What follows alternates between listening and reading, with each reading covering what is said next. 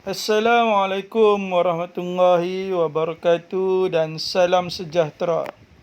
Hari ini kita akan belajar tingkatan 5, bab 2, nasionalisme di Malaysia sehingga Perang Dunia Kedua. Di bawah tajuk kecilnya, Gerakan Islah dalam Meningkatkan Minda Bangsa.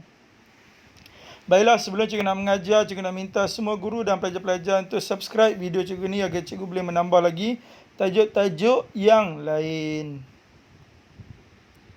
Di bawah tajuk Gerakan Islah, ada 5 perkara yang akan dipelajari. Yang pertama, maksud. Yang kedua, tokoh atau pemimpin. Yang ketiga, akhbar atau majalah. Yang keempat, matlamat atau idea. Dan yang kelima, cabaran atau halangan. Baiklah, kita akan lihat satu persatu. Yang pertama, maksud Gerakan Islah dahulu. Gerakan Islah adalah gerakan memperbetulkan pandangan ataupun fahaman terhadap ajaran Islam. Ingat nah, Gerakan Islam ni gerakan nak memperbetulkan apa? Memperbetulkan pandangan terhadap ajaran Islam. Menjana ataupun menyampaikan ajaran Islam dari sudut kemajuan dunia, iaitu memajukan politik orang Melayu, memajukan ekonomi orang Melayu, memajukan sosial orang Melayu dan memajukan pendidikan orang Melayu. Politik, ekonomi, sosial formulanya adalah PES. PES tu adalah P politik, E ekonomi, S sosial. Selain politik, ekonomi dan sosial orang Melayu dimajukan, pendidikan juga dimajukan untuk orang Melayu. Kenapa pendidikan? Sebab pendidikanlah menjamin masa depan negara yang maju. Jadi apa maksud Gerakan Islah? Gerakan Islah ialah gerakan memperbetulkan pandangan terhadap ajaran Islam. Menjana ajaran Islam dari sudut kemajuan dunia, iaitu kemajuan politik, ekonomi, sosial, PES. Selain politik, ekonomi, sosial, memajukan pendidikan untuk orang Melayu. Ingat nak? Gerakan Islah adalah gerakan untuk memperbetulkan. Memperbetulkan apa? Memperbetulkan pandangan terhadap ajaran Islam. Okey. Seterusnya kita lihat tokoh atau pemimpin Gerakan Islah. Gerakan Islah dipimpin oleh kaum muda yang mendapat pendidikan dari Timur Tengah. Ada 3 tokoh yang utama. Yang pertama, Syekh Tahir Jalaluddin. Yang kedua, Syed Sheikh Al-Hadi. Dan yang ketiga, Burhanuddin Al-Hilmi. Dia punya formula untuk tokoh 3 orang ni adalah Tahi Jalan Hati-Hati Burhanuddin. Tengok penerangan formula. Tahi merujuk pada Tahir. Cikgu ambil 4 huruf awal untuk Tahir, menjadikannya Tahi. Jalan merujuk pada Jalaluddin. Cikgu ambil 2 sebutan awal untuk Jalaluddin, menjadikannya Jalan. Hati-hati merujuk pada Hadi, persamaan pada huruf HA dengan I belakang. Hati-hati, Hadi. Dan Burhanuddin merujuk pada Burhanuddin juga. Jadi apa formula untuk tokoh atau pemimpin Gerakan Islah? Tahi Jalan, Hati-Hati, Burhanuddin. Tahi Jalan merujuk pada Tahir Jalaluddin. Hati-Hati merujuk pada Syekh Al-Hadi. Burhanuddin merujuk pada Burhanuddin Al-Hilmi. Okey, seterusnya kita lihat akhbar atau majalah. Ada 4 akhbar atau majalah yang utama. Yang pertama, Pengasuh. Yang kedua, Edaran Zaman. Yang ketiga, Neraca. Dan yang keempat, Al-Iman. Neraca, bukan neraka tetapi neraca. Dia punya formula untuk akhbar atau majalah, pena. Ejaan pena ada 4 huruf. P merujuk pada pengasuh. E merujuk pada edaran, iaitu edaran zaman. N merujuk pada neraca. Dan A merujuk pada al, iaitu al apa? Al-Imam. Jadi apa formula untuk akhbar dan juga majalah? Formulanya adalah pena, iaitu pengasuh, edaran zaman, neraca, Al-Imam. Okey, seterusnya kita lihat matlamat ataupun idea Gerakan Islah. Ada 3 matlamat yang utama. Yang pertama, sudah tentulah untuk memperbetulkan pandangan terhadap ajaran Islam untuk memajukan dunia, iaitu memajukan PES, politik, ekonomi, sosial dan juga pendidikan untuk orang Melayu. Yang kedua, menyemai sikap mengkritik, iaitu mengkritik penjajah, raja dengan pembesar kerana tidak memajukan orang Melayu. Jadi berapa orang semua kena kritik? 3 pihak. Penjajah, raja, pembesar. Kenapa kritik mereka semua? Kerana tidak memajukan orang Melayu. Last sekali yang ketiga, menubuhkan madrasah. Madrasah mereka ni menjalankan pendidikan Islam meliputi subjek dunia dan juga akhirat dan memberi peluang kepada pelajar perempuan mendapatkan pendidikan. Ya, dulu-dulu sebelum wujudnya gerakan Islam, pelajar perempuan tak dapat pendidikan pun. Tetapi lepas kedatangan kaum muda yang memperkenalkan gerakan Islam, pelajar perempuan mula mendapat pendidikan melalui kewujudan madrasah. Jadi ada beberapa matlamat semua, ada 3 matlamat. Yang pertama, memperbetulkan pandangan terhadap ajaran Islam demi memajukan dunia. Yang kedua, mengkritik penjajah, raja pembesar sebab tidak memajukan kaum Melayu. Dan yang ketiga, menubuhkan madrasah. Okey, last sekali kita lihat cabaran atau halangan. Ada 3 cabaran yang utama. Yang pertama, kaum muda ditentang oleh kaum tua. Siapa kaum tua ni? Iaitu golongan alim ulama. Di mana kaum tua menguasai masyarakat dengan fahaman Islam adalah tentang akhirat sahaja. Jadi mereka menekankan tentang ilmu fardu ain sahaja. Menjadikan kaum muda suka untuk mempengaruhi semua orang Melayu. Sebab apa suka untuk mempengaruhi semua orang Melayu? Sebab semua orang Melayu telah dipengaruhi oleh idea kaum tua, iaitu alim ulama yang menyatakan bahawasanya Islam itu tentang akhirat sahaja. Jadi kena belajar ilmu apa? Ilmu fardu ain semata-mata. Sebab itu kaum muda suka untuk mempengaruhi semua orang Melayu.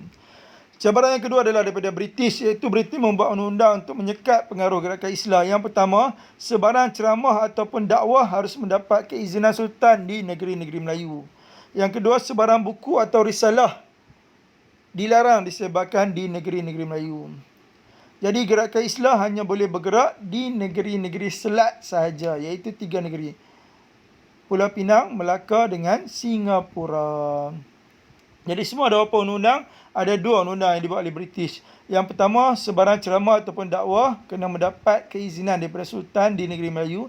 Yang kedua, sebarang buku ataupun risalah tidak dibenarkan disebarkan di negeri-negeri Melayu. Jadi gerakan Islam hanya boleh bergerak di mana? Di negeri-negeri selat sahaja. Dan cabaran yang terakhir adalah masalah sosioekonomi orang Melayu. Bila disebut sosioekonomi, merujuk pada sosial itu adalah sosial dan ekonomi itu merujuk pada ekonomi. Jadi ada 2 masalah. Masalah sosial orang Melayu dan juga masalah ekonomi orang Melayu. Dalam sosial, masyarakat Melayu masih lagi buta huruf ataupun tidak tahu membaca dan menulis. Dalam ekonomi pula, masyarakat Melayu hidup dalam kemiskinan. Selain itu juga, kemudahan pendidikan belum meluas kepada keseluruhan orang Melayu. Jadi dalam sosial ada 2 masalah. Yang pertama, masalah buta huruf, dan yang kedua, masalah kemudahan pendidikan belum wujud lagi kepada orang Melayu. Dan dalam ekonomi pula, wujud masalah kemiskinan di kalangan orang Melayu. Jadi semua ada beberapa cabaran atau halangan? Ada 3 cabaran. Yang pertama, daripada kaum tua yang menekankan ajaran Islam adalah tentang akhirat sahaja. Jadi ilmu yang diajar ilmu fardu ain sahaja. Yang kedua, daripada British buat 2 undang-undang menyekat segala dakwah dan juga buku untuk disebarkan di negeri Melayu kecuali negeri-negeri selat. Dan yang ketiga, masalah sosioekonomi orang Melayu. Sosial adalah masalah buta huruf dengan kemudahan pendidikan. Ekonomi adalah masalah kemiskinan. Jadi ada 3 cabaran. Iaitu yang pertama, kaum tua, beriti buat undang dan masalah sosioekonomi. Okey, seterusnya kita lihat analisis kekerapan bab 2 untuk kertas 2 dalam SPM 2010 sampai 2020 ulangan. Warna oranye tu adalah SPM sebenar, warna kelabu bawah tu adalah SPM ulangan. Tengok warna oranye dulu. 2010 naik esei, 2011 tak ada, 2012 naik esei, 2013 naik struktur, 2014 tak ada, 15 naik esei, 16 naik struktur, 17 naik esei, 18 tak ada, 19 tak ada, 2020 berkemungkinan sangat besar akan ada. Jadi tolong bagi perhatian semua tajuk-tajuk di dalam bab 2 tingkatan 5 ini. Sebab apa? Sebab berkemungkinan akan naik dalam soalan struktur. Tengok, dia selang. 2012 naik esei, 2013 naik struktur. 15 naik esei balik, 16 naik struktur, 17 naik esei, 2020 berkemungkinan akan naik soalan struktur. Jadi tolong bagi perhatian semua tajuk-tajuk di dalam bab 2 tingkatan 5 ini. Manakala SPM ulangan pula 14 ulangan naik, 15 ulangan naik, 16 ulangan je tak naik. 17 ulangan, 18 ulangan, 19 ulangan sampai 2020 ulangan semuanya naik. Tapi SPM ulangan tidak mempengaruhi SPM sebenar. Walaupun 2020 ulangan dah naik, tetapi 2020 sebenar iaitu 2021 SPM pada tahun 2021 ni akan naik. Sebab apa? Sebab SPM ulangan tidak mempengaruhi SPM yang sebenar. Jadi tolong hafal semua tajuk sport dalam bab 2 tingkatan 5 ini. Sebab apa? Sebab akan naik satu soalan dalam SPM yang sebenarnya pada tahun 2021 ini. Okey, seterusnya kita lihat analisis kekerapan tajuk untuk kertas 2 dalam SPM 2010 sampai 2020 ulangan. Tajuk yang kita belajar tadi adalah gerakan islah.